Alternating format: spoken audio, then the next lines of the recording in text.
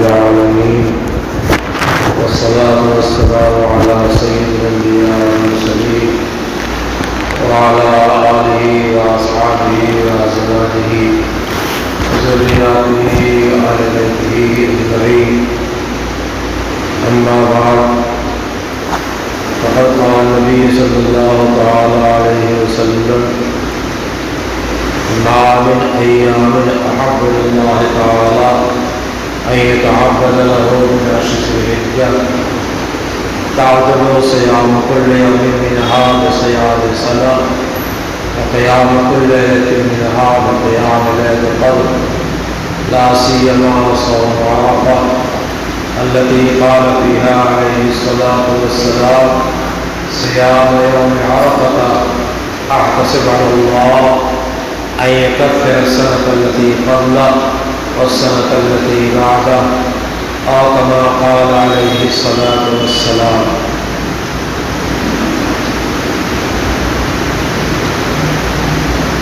اللہ رب العالمین نے سال کے مہینوں میں بعض مہینے کو فضیلت عطا فرمائی ہے. رمضان مبارک کو بقیہ 11 مہینے پر فضیلت عطا فرمائی ہے اور اس میں بہت ساری خصوصیات ہیں.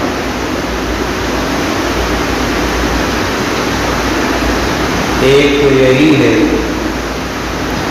کہ نوافل کا درجہ ثواب میں فرائض کے برابر رمضان میں کر دیا جاتا ہے، اور فرائض میں اضافہ یہ ہوتا ہے کہ ایک فرد کا ثواب غیر رمضان میں جتنا ملتا تھا اس کا 70 گنا بڑھ جاتا ہے. اللہ تعالیٰ نے ثواب دینے کے بہت سارے بہانے بنائے ہیں. یہ مضمون میں رمضان شریف میں بیان کیا تھا. اسی طریقے سے رمضان کے مہینے میں عشر عقیرہ کو بڑی فضیلت حاصل ہے. ادھر ذی الحجہ کے مہینے میں عشر اولا کو، پہلے عشرے کو بہت فضیلت حاصل ہے. اس میں اسی عشرے میں کیا ہے، 9 ذی الحجہ کو حج ہوتا ہے. پوری دنیا کا انسان میدان عرفات میں پہنچتا ہے. میدان عرفات میں کسی طرح جو اس کا وقت مقرر ہے، زوال شمس کے بعد سے صبح صادق تک سوتا جاگتا کسی طرح پہنچ جائے گا تو اس کا حج ہو جائے گا. عرفات میں جانا ایسا فریضہ ہے. جو حضرات اس سے پہلے مریض ہو جاتے ہیں، سعودی حکومت ان کو سواریوں کے ذریعے سے عرفات لے جا کے پھر واپس کر دیتی ہے تاکہ ان کا حج خراب نہ ہو. اسی طریقے سے اس مہینے میں یہ عشرہ جو ہے، اس کے آخری تاریخ میں یعنی 10 تاریخ کو قربانی ہے. 10ویں تاریخ کو یوم النحر کہا جاتا ہے. نحر کے معنی کیا ہے؟ اونٹ کے ذبح کرنے کو نحر کہا جاتا ہے. اس کا خاص طریقہ ہے. مقصد وہی ہے کہ قربانی اور ذبح کا دن ہے. اصل قربانی کا جو دن پہلا ہے فضیلت اس میں زیادہ ہے، اور اس کے بعد 2 دن اور ہیں. حیرت نافع جو حضرت عبداللہ بن عمر رضی اللہ عنہ کے بہت ہی مقبول اور چہیتے شاگرد ہیں، ان کے آزاد کردہ بھی ہیں.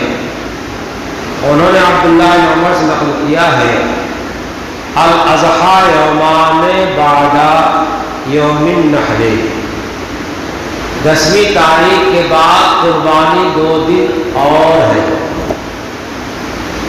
10ویں تاریخ کے بعد قربانی 2 دن اور ہے، یعنی سر 10ویں تاریخ جس کو یوم النحر اور قربانی دن کہا جاتا وہی نہیں ہے، اس میں 2 دن کا اضافہ ہے۔ یہی روایت جو ابن عمر سے منقول ہے، یہ اثر ابن عمر بھی ہے اور اثر علی بھی ہے، حضرت علی رضی اللہ عنہ سے بھی اسی کے مثل نقل کیا گیا ہے۔ خطبۃ الاحکام جس کو ترتیب دیا مولانا تھانوی رحمۃ اللہ علیہ نے، اس میں اس کو ذکر کیا ہے۔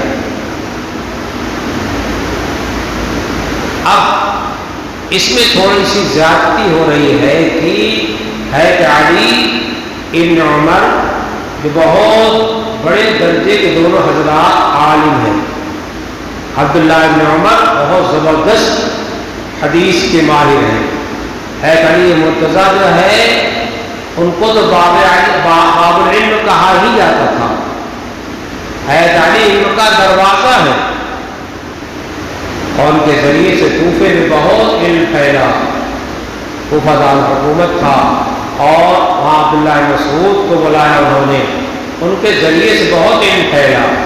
حضرت علی نے حضرت عبداللہ مسعود کو حضرت عمر فاروق سے مانگا، عمر فاروق نے کہا ان کی ضرورت مجھ کو زیادہ تھی، آپ مانگ رہے تو ہم بھیج دیں، اتنا سے بھیج دیا۔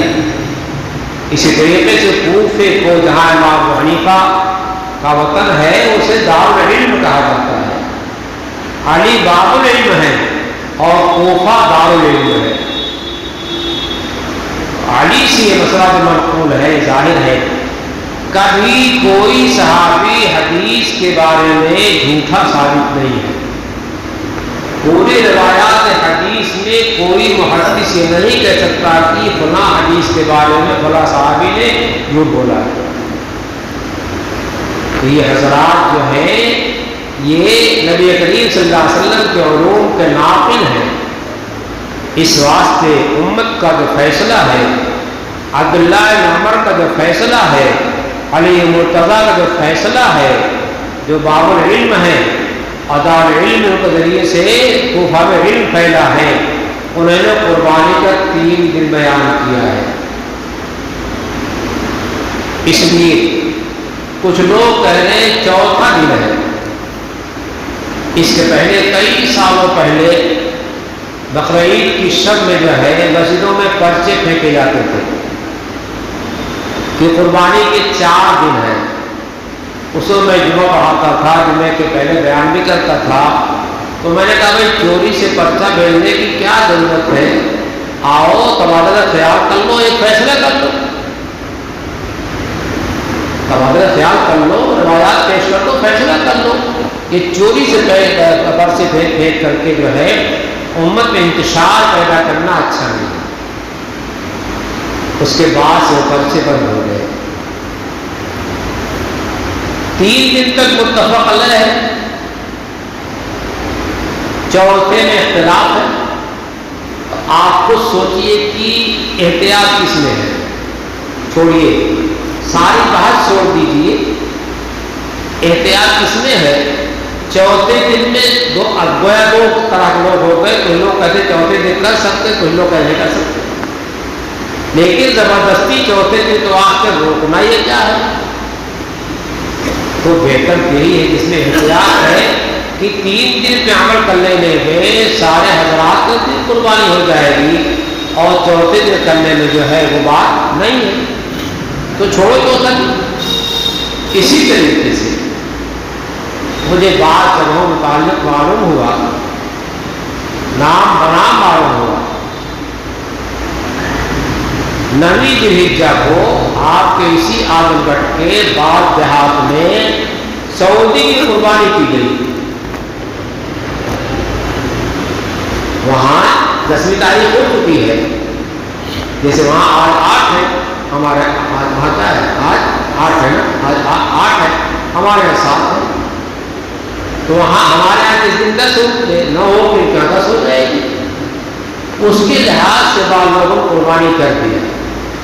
میں وہاں پہنچا، میرے ساتھ تذکرہ آیا، میں نے کہا قربانی ادا نہیں ہوئی، یہاں قربانی کا دن شروع نہیں ہوا۔ اسی لیے مسئلہ یہ ہے کہ جہاں قربانی ہو رہی ہے وہاں کا اعتبار کیا جائے گا. آپ سعودی رہتے ہیں اور اتفاق سے آ گئے 10 آدمی اور کہیں سے ہم لوگ سعودی رہتے ہیں 9 تاریخ کو پڑھنے, آج وہاں عید ہوگی وہاں رمضان کا چاند ہو گیا, روزہ رکھا جا رہا, آپ جو ہے کہ پہلا روزہ ہوگا, وہاں عید کا چاند ہو گیا اور آپ نے کیا کیا تھا, سعودی میں چاند ہو گیا ہے, یہاں عید پڑھ سکتے ہیں. اللہ تعالیٰ نے نظام اس طریقے کا بنایا ہے. وہاں قربانی کے دن اور ہو جائے گا, ایک دن پہلے شروع ہو جائے گا, ہمارے یہاں ایک دن بعد شروع ہوگا, کبھی وہاں 2 دن کا فرق ہو جاتا ہے. اسی طریقے سے وہاں کے شب قدر اور ہمارے یہاں شب قدر اور رات ہوگی. یہ تو اللہ کا نظام ہے. بہرحال اس لیے چوتھے دن کا انتظار نہ کیا جائے. اسی طریقے سے قربانی کا پہلا دن جو ہے وہ سب سے افضل ہے. کیا اللہ نے ہمارے اوپر واجب کیا, ہم فوراً کر رہے پہلے دن, لیکن جس طریقے سے نماز ظہر کا وقت زوال شمس کے بعد, سورج ڈھلنے کے بعد شروع ہوتا ہے اور عصر کے قریب تک رہتا, آپ جب نماز پڑھنے ہو جائے گی عصر کی, ظہر کی جب جماعت پڑھنے ہو جائے گی, فجر کی نماز کا وقت جو ہے صبح صادق سے طلوع آفتاب تک رہتا ہے, اس حصے میں جب پڑھنے نماز ہو جائے گی. افضل تو یہ ہے کہ ہم اول وقت میں پڑھتے, لیکن چونکہ جماعت کے ساتھ نماز پڑھی جا رہی ہے, اس واسطے اس کا فقہاء نے اہتمام کیا ہے کہ ایسے وقت میں نماز پڑھی جائے کہ مجمع مسجد میں زیادہ آ سکے. اسی لیے اور دنوں میں تو تاخیر کی جاتی فجر میں, عام طریقے ہمارے حلقوں میں سورج نکلنے سے آدھا گھنٹہ پہلے نماز شروع ہوتی ہے, اگر کوئی گڑبڑی ہے تو دہرا دی جائے. لیکن رمضان شریف میں اگر اتنا انتظار کیا جائے گا تو لوگ سو جائیں گے. رمضان شریف میں صبح صادق کے بعد فوراً لوگ جمع ہو جاتے ہیں تو فوراً پڑھ لیا جاتا ہے. اصل یہی ہے. تو سبقت کا طریقہ یہی ہے کہ قربانی کا وقت ہو گیا, نماز ہو گئی, جو جتنی جلدی کر لے اچھا ہے. کیوں؟ اللہ کے فریضے پر لپک رہا ہے, حوصلہ ہے, لیکن اللہ نے گنجائش دے رکھی ہے, آج نہیں کر پائے تو کل کر لو, کل نہیں کر سکے پرسوں کر لو. وہاں سجاد رحمۃ اللہ علیہ جو فرض قربانی ہوتی تھی وہ پہلے دن کرتے تھے اور نوافل والی دوسرے دن کسی دن کرتے تھے. یہ میں جانتا ہوں. بہرحال یہ تو ایک بات ہو گئی قربانی کے سلسلے میں جو اس میں کوتاہیاں ہو رہی ہیں. ہمیں اپنی قربانی کو صحیح کرنے کے واسطے اور تمام علماء کے نزدیک اتفاق درست ہونے کے واسطے اس کا اہتمام کرنا چاہیے کہ 3 دن اپنا کام کر لیں, 3 دن میں اپنا کام کر لیں. بس میں نے روایت پڑھی ہے, مَا ایام احب اللہ تعالیٰ ان یتعبد لہ, بتایا آپ کو کہ ایک تو اشر عقیدہ رمضان کا اور اشر روزہ جو ہے وہ اس ذی الحجہ مہینے کا بہت فضیلت کا ہے. حدیث پاک فضیلت بیان کی گئی کہ کوئی دن ایسا نہیں ہے جو اللہ کے نزدیک اس سے زیادہ بہتر ہو اس میں عبادت کی جائے اشر ذی الحجہ سے. یعنی ذی الحجہ کے 10 دنوں میں عبادت سے بہتر کوئی دن نہیں ہے. اس میں اس کی فضیلت بیان کی گئی ہے اور آگے فرماتے ہیں تعدل صیام کل یوم منہا بصیام سنہ. ان 9 دنوں میں 10 دن منع ہے, اکثر کے لحاظ سے 10 دن کہا گیا ہے, لیکن اشر ذی الحجہ, لیکن روزہ 9 دن رکھا ہے اس واسطے کہ عید کے روز صراحتاً منع کیا گیا روزہ رکھنے سے. بقرعید کے روز صراحتاً منع کیا گیا ہے اور بقرعید کے 3 دن بعد صراحتاً منع کیا گیا ہے. سال میں 5 دن ایسے ہیں جس میں روزہ رکھنا گناہ ہے. عید, بقرعید کے بعد 3 دن روزہ رکھنا گناہ ہے. جیسے سورج جب ایک دم کھڑا ہو نماز پڑھنا منع ہے, سورج ڈوب رہا ہو تو نماز پڑھنا منع ہے, سورج نکل رہا ہو تو نماز پڑھنا منع ہے. کیوں؟ اللہ کا حکم ہے بس. اللہ جب نماز بہتری بتائے پڑھنے میں ہم پڑھیں گے، اور جب منع کرے تو نہیں پڑھیں گے. اصل حکم الہی ہے، ہم کچھ نہیں ہے. اصل حکم الہی ہے. تو حدیث پاک میں نبی پاک صلی اللہ علیہ وسلم فرماتے ہیں کہ ایک دن کا روزہ جو ہے تعدل صیام النار بصیام سنہ، سال بھر نفلی روزوں ثواب ملے گا. اگر ذی الحجہ کے مہینے میں ایک دن روزہ ملے گا، مثلا پہلی کو رکھ لیا تو 1 سال کا، دوسرے رکھ لیا تو 1 سال کا، تیسرے رکھ لیا تو 1 سال کا، 4 5 6 سب میں کیا 1 سال کا 8 کا. 9ویں میں اور اضافہ ہے. 9ویں میں 1 سال کے گزشتہ 1 سال کے آئندہ گناہ معاف ہوتے ہیں. تو ایک روزہ 1 مہینے کے روزے کے برابر ہے. وَقِيَامُ كُلِّ لَيْلَةٍ مِنْهَا، یہ ذی الحجہ کے راتوں پہ عبادت کرتا ہے تو ایسا ہے جیسے شب قدر میں عبادت کیا. کیا انعام اللہ تعالیٰ دے رہے ہیں. اگر شب قدر میں چوک ہو گئی ہے تو ادھر چوک مت کرو. لا سیما صوم عرفہ، بالخصوص عرفہ کے دن کا روزہ فرماتے ہیں احتسب علی اللہ، مجھے اللہ سے امید ہے. اور رسول کی امید تو اللہ کے شاہد سے ہوتی علیہ السلام کہ 1 سال کا اگلا 1 سال کا سلسلہ کفارہ بن جائے گا روزہ گناہوں کا. کتنی بڑی چیز ہے. ایک چیز کیا ہوئی؟ قربانی ہوئی. ایک دن میں قربانی جو ہے وہ افضل عبادت ہے، بہتر عبادت ہے. قربانی کے واسطے یہ دن اور مخصوص ہے. انہی 3 دنوں میں قربانی ہوگی. کوئی چاہے کہ ہم جو ہے ذی الحجہ کی 20 تاریخ کو قربانی کر لیں، نہیں ہوگی. چوتھے دن کچھ لوگ کہتے ہیں، لیکن احتیاط ہی سمجھ لیجیے تو 3 دن ہے. اور کچھ پاگل دیوانے ایسے پیدا ہو گئے ہندوستان میں جن کے اوپر علماء کا لیبل لگا ہوا، پہلے ذی الحجہ کو میں نہیں کر سکتے ہیں، اور دماغ صحیح نہیں ہے. وہ شریعت کا مذاق اڑا رہے ہیں، کھلواڑ کر رہے ہیں، نبی کی سنت کا کھلواڑ کر رہے ہیں، نبی کی تعلیمات کا کھلواڑ کر رہے ہیں. کتنی بار مولانا لگا ہوا ہو اس کا کوئی اعتبار نہیں ہے. جو شریعت کا نہیں، سنت کا نہیں، وہ رسول کا نہیں، وہ خدا کا نہیں. کیسی جوڑا پہن لیں، کیسی لباس پہن لیں، اس کا کوئی اعتبار نہیں. دیوانے ہیں. نئے مجتہد پیدا ہوئے شریعت میں. نبی پاک صلی اللہ علیہ وسلم سے آج تک جو ہے 3 دن قربانی چلی جا رہی ہے، اور یہ اضافہ کر پہلے کہا چوتھے دن بھی ہے، اور اس کے بعد داران کی اگر پھر سابر کرو. عقیقہ ہے کہ سابر کرو. عقیقہ جب چاہے کر لو، دن میں کر لو، رات میں کر لو، کسی مہینے کر لو، سورج ڈوبے کر لو، سورج نکلتے کر لو، اندھیرے مجارے ہر کون سے ہے. قربانی تو انہی 3 دنوں کے اندر ہے. مسئلہ لکھا ہوا ہے کہ رات میں قربانی کرنا مکروہ ہے. یہ مسئلہ اس واسطے ہے کہ رات میں رگیں کٹی کہ نہیں کٹی، صحیح ذبح ہوا نہیں ذبح ہوا، اس واسطے مسئلہ لکھا ہوا ہے.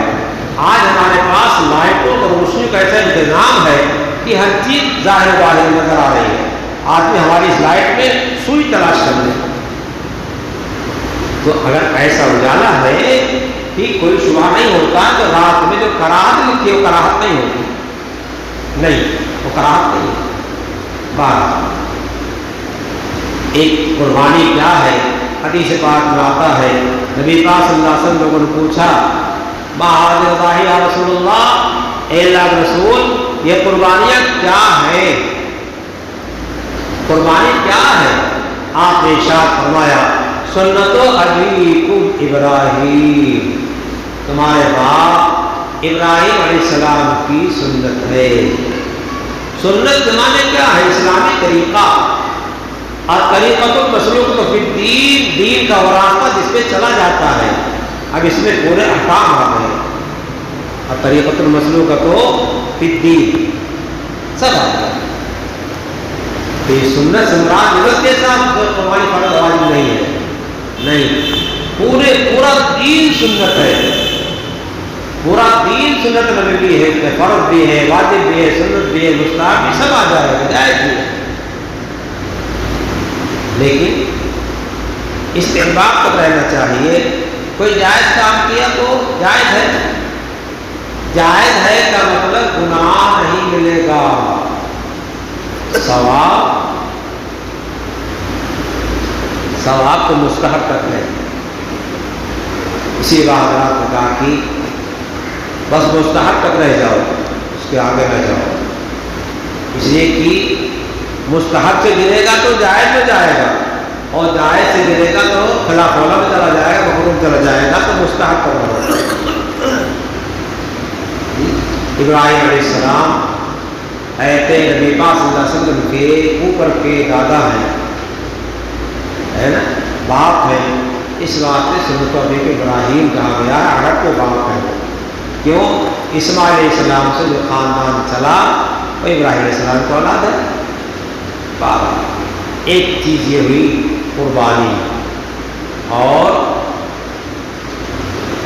قربانی کے بارے میں آتا ہے کہ خوب دل کھول کر قربانی کرو، دیگو بہا نفسا، خوب خوشی کے ساتھ، دل میں بوجھ نہ ہو اتنا پیسہ لگ گیا ہے نا، اس کے ساتھ ساتھ اچھا جانو اللہ کے راہ میں قربان کرنے کے واسطے، لیکن ذرا دل دماغ صحیح رہے۔ اگر دماغ میں دل کے اندر ارادے کے اندر دکھاوا آ گیا کہ ایسا کرو، کہاں ہاں صاحب فلاں نے کیا، ہاں فلاں نے قربان کیا، ہمارے دل کے اندر نہ آئے، اچھے سے اچھا کریں، لیکن اگر دل میں اندیشہ ہے تو تھوڑا ہلکا ہی کرو، جس میں شرائط پائے جائیں، قربانی تو ہو جائے، ورنہ اگر سما آ گیا کہ لوگ سنیں کہ ہاں فلاں کے پاس 54,000 کا بکرا آیا ہے، ہاں 54,000 نہیں، اور اسے مانگا کرو، لیکن دل کو قابو میں رکھو، اللہ کے واسطے کرو، مخلوق کے واسطے نہیں۔ اللہ پاک کہہ دیتے مخلوق کے واسطے کیا ہے، جاؤ وہی لے لو، ہمارا کچھ بدلا نہیں جی، اہتمام سے پالو کھلاؤ جی، ہمارا دادی نے بڑے اہتمام سے پالا ہے، مولانا شیخ ہند رحمۃ اللہ نے جانور پالتے تھے، اس کے سر سے تیل بھی رکھتے تھے، اور مولانا بخاری شریف پڑھاتے تھے دارالعلوم دیوبند میں حدیث پاک، تو وہ جانور قربانی کا ان کے ساتھ ساتھ آتے تھے، اور ساتھ میں آتا تھا۔ تھانوی رحمۃ اللہ علیہ کے سامنے یہ بات آئی کہ قربانی بے رحمی ہے، فرماتے ہیں شیخ رحمۃ اللہ علیہ ذبح کرتے تھے، اس کے بعد آنکھ سے آنسو بھی گراتے تھے، ان کے آنکھ سے آنسو بھی گرتا تھا۔ بے رحمی میں آنسو آتا ہے، آنکھوں خشک ہو جاتا ہے، آنسو خشک ہو جاتا ہے، ختم ہو جاتا ہے۔ اخلاص ہر عمل کی جان ہے۔ کیا مطلب؟ اگر اخلاص نہیں ہے تو عمل مردہ بے حیثیت ہے۔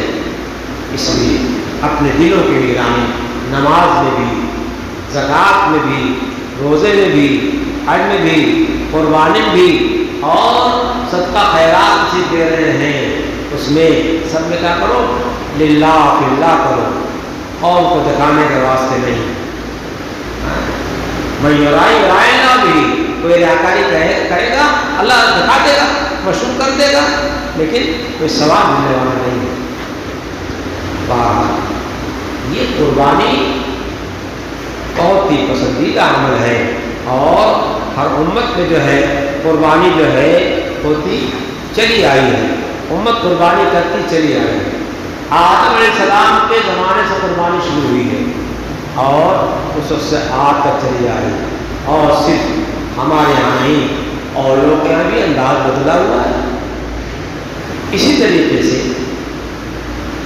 روزہ آ گیا، عبادت آ گئی، ان دنوں میں ایک چیز کیا؟ تکبیر تشریف، اللہ کا نام بلند کرنے کے واسطے اذان ہے، نماز ہے، نماز میں امام صاحب تکبیر روز کہتے ہیں اور قرات زور سے کرتے ہیں، نام بلند ہو رہا۔ ایام قربانی کی خاص عبادت کیا ہے؟ 9 ذی الحجہ کی صبح سے لے کر کے فجر کی نماز سے 13 ذی الحجہ کی عصر تک جو ہے ہر نماز کے بعد ایک بار تکبیر تشریف پڑھنا واجب ہے۔ یعنی اگر جان بوجھ کر چھوڑ دے گا تو گنہگار ہوگا واجب کو چھوڑنے کا۔ اللہ اکبر لا الہ الا اللہ واللہ اکبر وللہ الحمد۔ لیکن بھائی دیکھو نماز پوری کر کے تکبیر کہو، امام صاحب آئے گا السلام علیکم رحمۃ اللہ کہتا تب تک مقدم شروع ہو جاتا ہے۔ امام صاحب سے پہلے شروع کر دیا، امام صاحب سے پہلے شروع کرنے کا مطلب ہے اطمینان سے کہو، نماز پہلے اطمینان سے پڑھ لو پھر تکبیر تشریف کہو۔ مردوں کے واسطے بھی وجوب ہے، عورتوں کے واسطے وجوب ہے۔ جماعت سے پڑھو تو واجب، تنہا پڑھو تو واجب۔ ہر وقت کیا ہے اس کا دھیان رہے، ایک آدمی بھول جائے دوسرا پڑھ دے گا، تیسرا پڑھ دے گا۔ اور تم بھی بتا دیجیے آدھی سے 9 ذی الحجہ سے تکبیر شروع ہوگی، عورتیں تنہا پڑھتی بھول جاتی ہیں۔ مسجد میں جو امام کے ساتھ پڑھتے ہیں اپنی نماز پوری کرنے کے بعد پڑھیں۔ امام صاحب سلام اللہ کے اندر کہہ رہے ہیں اور آپ نے دیر سلام اللہ کا جب شروع کر دیا، امام سے آگے بڑھ کر پھر نماز کے خبر لو، خیر لو اپنی نماز کی خبر لو، نماز کا کیا ہوا۔ اور تکبیر شروع کرتے سب کیا الگ الگ سدسانی شروع کرتے، لیکن عجیب بنا ہوا معاملہ، سب کی تکبیر کا آخر ایک ساتھ ہوتا ہے۔ یہ کہاں لکھا ہے؟ جب جس کی ختم ہو جائے تب کر دے۔ تکبیر تشریف کہنا واجب ہے، اس کا اہتمام خود بھی کیجیے، اپنے گھر کے عورتوں کو کروائیے۔ اور یہ 10 ذی الحجہ اس کی جو ہے اکثر ایام گزر چکے ہیں اور تھوڑا باقی ہے، ان کی قدر کر دی جائے۔ رات میں عبادت کیجیے، عبادت آپ مسجد میں کر سکتے ہیں، گھر میں کر سکتے ہیں، نماز پڑھیے، تسبیح پڑھیے، تلاوت کیجیے، سب کا عبادت ہے۔ اپنے گناہوں کو یاد کر کے توبہ کیجیے، استغفار کیجیے، اللہ سے عہد کیجیے ہم نے آج کر جو گناہ کیا ہے اے اللہ معاف کر دے، ہم نے قصور کیا ہے تیری ذات کے ساتھ، اے اللہ معاف کر دے، اور آئندہ ہمیں جو ہے نیک اعمال کی توفیق دے۔ توبہ اس وقت قبول ہوتی ہے جب توبہ کرتے آدمی پکا دل میں ارادہ کرتا کہ آئندہ گناہ نہیں کریں گے، لیکن کمزور تھا پھر ہو گیا، پھر توبہ کر لو، پھر ہو گیا پھر توبہ کر لو۔ 1000 بار اگر توبہ میں شکستی بازا، اگر 1000 بار تم نے توبہ کیا اور توڑا ہے پھر توبہ کر لو، پھر توبہ کر لو، پھر توبہ کر لو۔ ان اللہ یغفر الذنوب جميعا، اللہ سارے گناہوں کو معاف کرتا ہے۔ اس لیے نا امیدی نہیں، اللہ کی ذات سے نا امید نہیں، اللہ تعالیٰ سے صحیح تعلق قائم کیجیے۔ جن ایام میں اللہ نے خاص فضیلت رکھی ہے ان فضیلت ایام کی خود بھی قدر کریں، گھر والوں کو قدر کرائیں، اور اپنے گھروں میں کوئی کتاب پڑھنے کا اہتمام کریں تاکہ عورتیں بھی جو ہیں مانوس ہوں۔ اگر کتابیں پڑھی جائیں گی آپس میں تو جو گھروں میں اختلافات عورتوں میں ہوتے ہیں ایک جگہ بیٹھے گی، کتاب کی برکت ہوگی، حدیث کی برکت ہوگی، فرمان رسول کی برکت ہوگی، قرآن کی آیت اللہ کا کلام اس کی برکت ہوگی، تو جو گھر میں اختلاف ختم ہو جائے گا۔ گھروں میں اختلاف ہے وہ ختم ہو جائے گا، ہر گھر میں اختلاف ہوتا ہے، اس کو کیا ہے ان طریقوں سے، ذکر سے، اذکار سے، نماز سے، سب لوگ اللہ کا نام لیتے ہیں، سب لوگ قرآن پڑھتے ہیں، سب وہی نماز پڑھتے ہیں، سب وہی اذکار کرتے ہیں، تو اپنے گھروں کو ذکر سے آباد کیجیے۔ یہ حدیث پاک میں آتا ہے لا تجعلوا بیوتکم مقابرا، اپنے گھروں کو قبرستان نہ بناؤ۔ قبرستان میں کیا ہوتا ہے خدا معلوم، یہ شہر خاموشہ کیسی بستی ہے، زمین آباد ہو جاتی ہے ویرانی نہیں جاتی۔ قبرستان ویران کے ویران ہوتے دفن ہوتے چلے جا رہے ہیں، مگر ویران کے ویران ہے، کیوں؟ وہ مردہ ہے، وہاں تلاوت نہیں ہو رہی ہے، وہاں نماز نہیں ہو رہی ہے، وہاں ذکر نہیں ہو رہا ہے، وہاں تسبیح نہیں ہو رہی ہے، وہاں کتابی تعلیم نہیں ہو رہی ہے۔ اسی حدیث پاک میں آتا ہے جو اللہ کا ذکر کرتا ہے اس کی مثال زندہ کی ہے، جو اللہ ذکر نہیں کرتا ہے اس کی مثال مردہ کی ہے۔ تو اپنے گھروں کا قبرستان نہ بناؤ، نمازیں پڑھیے، نوافل پڑھیے، تلاوت کیجیے، ذکر کیجیے، تسبیح پڑھیے، استغفار کرتے کرتے سو جائیے۔ جب بستر پہ جائیے اپنے گناہوں کو یاد کیجیے، نیکیوں کو یاد کیجیے، جو نیکیاں دل بھر ہوئی ہیں اللہ کا شکر ادا کیجیے، اللہ اور توفیق دے گا۔ جو گناہ ہوئے ہیں ان سے توبہ کرو، اگر رات کو فرشتے آ گئے تو صاف ستھرے چلے جاؤ گے۔ اللہ توفیق سے نوازے۔ اللهم صل على سيدنا ومولانا محمد وبارك وسلم تسليما كثيرا كثيرا كلما ذكر الذاكرون كلما غفر عن ذكر الغافلون اللهم آتنا واغفرنا واغفرنا شأننا كله۔ یا اللہ ہمارے گناہوں کو معاف فرما، ہماری خطاؤں سے درگزر فرما۔ اے اللہ ہمارے یہاں بیٹھنے کو قبول فرما، پہلے سنے کو قبول فرما۔ اے اللہ ہم سب کو اپنی مرضیات پہ چلا، نامرضیات سے بچا۔ اے اللہ اس موقع قربانی پہ ہر طرح شرور سے، فتن سے، زمینی آسمانی بلاؤں سے حفاظت فرما۔ اے اللہ اس میں اخلاص للہ نصیب فرما، نام سے، نمو سے، شہرت سے تمام لوگوں کی حفاظت فرما۔ اے اللہ تعالیٰ فتنوں سے تو کو دفع فرما، سکون کے ساتھ پرسکون ماحول میں اے اللہ اس مریض کو ادا کرنے کی توفیق نصیب فرما۔ ہر طرح کی مسائل سے، پریشانیوں سے اے اللہ نجات نصیب فرما۔ اے اللہ ہماری قربانیوں کو قبول فرما، ہماری نمازوں کو قبول فرما، ہماری عبادات کو قبول فرما۔ اے اللہ تعالیٰ کی سہولت و آسانی کا سبب مہیا فرما۔ ربنا تقبل منا انك انت السميع العليم وعلينا انك انت التواب الرحيم وصلى الله تعالى على خير خلقه سيدنا محمد وآله وصحبه اجمعين برحمتك يا ارحم الراحمين۔